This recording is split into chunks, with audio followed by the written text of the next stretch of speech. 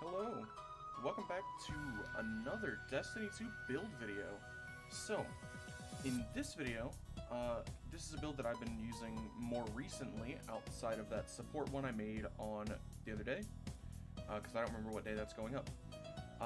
So, this build video, we're using Striker, specifically the big punch itself, Thunder Crash. Rally Barricade, just because Rally Barricade's kind of cool and fun, I guess. And then for our jump, I have Catapult, that's up to you.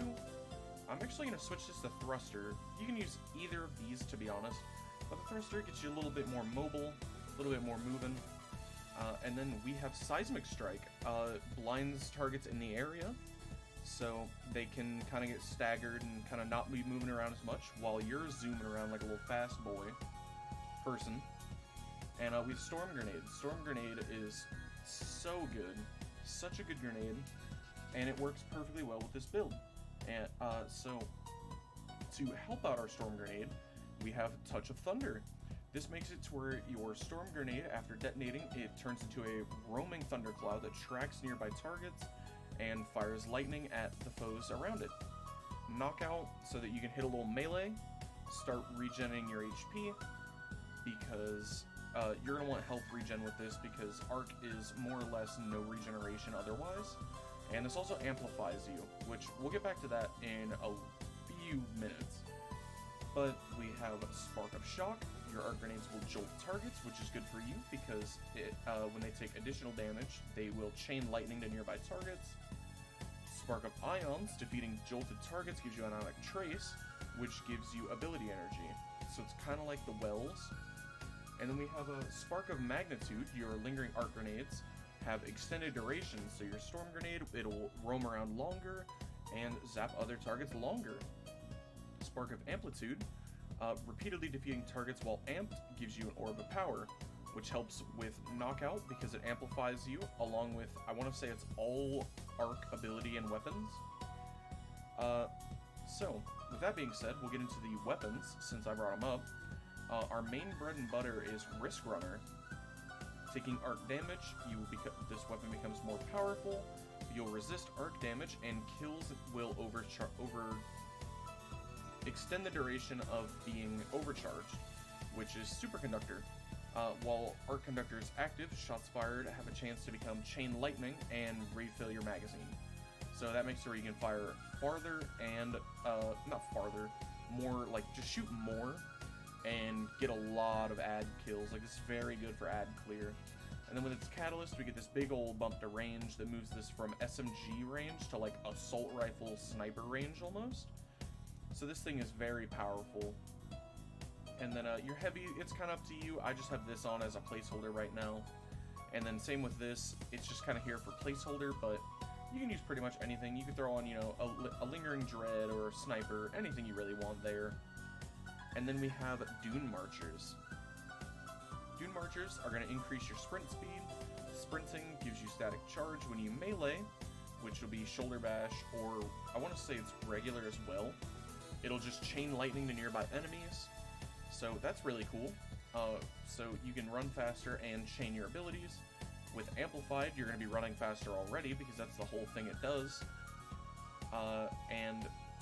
If you really want to, you could switch Seismic Strike for Thunderclap, and you could try that out, but I stopped using Thunderclap because it's long charge up, not a whole lot of reward compared to like Seismic Strike will just blind them and I can do other things. But yeah, now we'll get into the mods for this build. This is my main character, so this one's the more fleshed out build. We have Elemental Charge. Becoming charged will drop Becoming charged with light by picking up elemental wells. The wells will give you, I think this one just gives you charged with light. Then we have Power Preservation. Super Final Blows give extra orbs for you and your allies. This helps you and your allies. And then Harmonic Siphon. This will allow you to create more orbs so that you can become more charged with light. We have Font of Might to give you an increase to damage when you pick up your orbs. And then we have Fastball, so you can throw your grenade farther, so you can either throw it into a wave of ads, or, you know, throw it behind a wave and have it come towards you, because it will track them. And then our chest piece, we have high energy fire. When you're charged with light, you're going to get a damage boost, which I want to say stacks with Font of Might, but I could be wrong.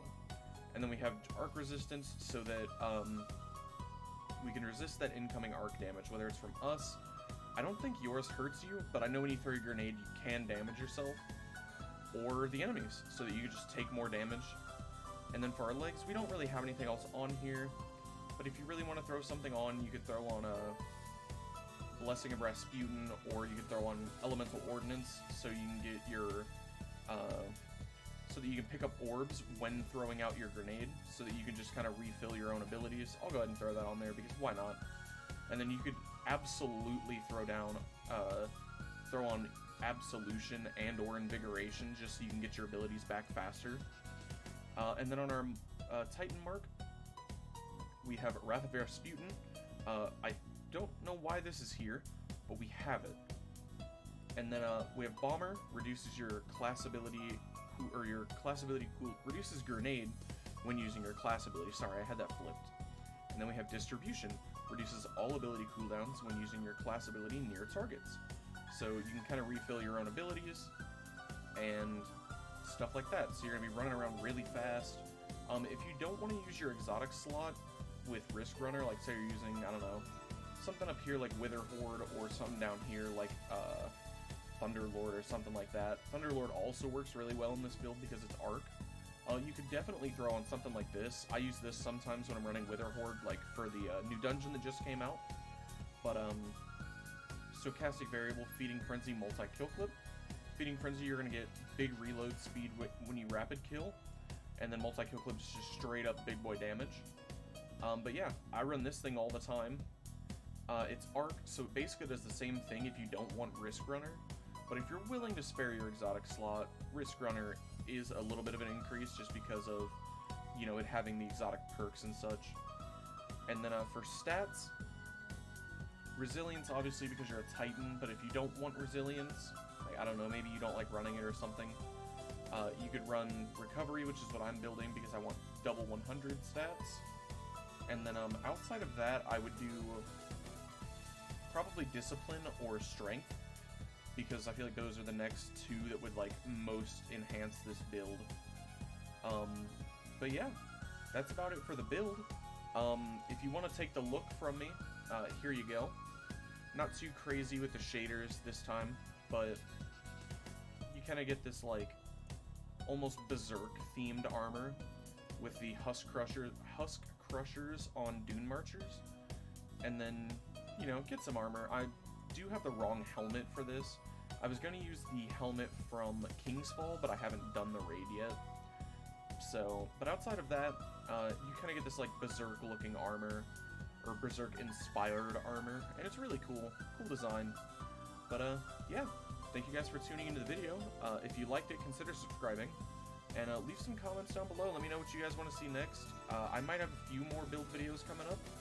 But yeah, thank you for tuning in today's video, and I will see you guys next time.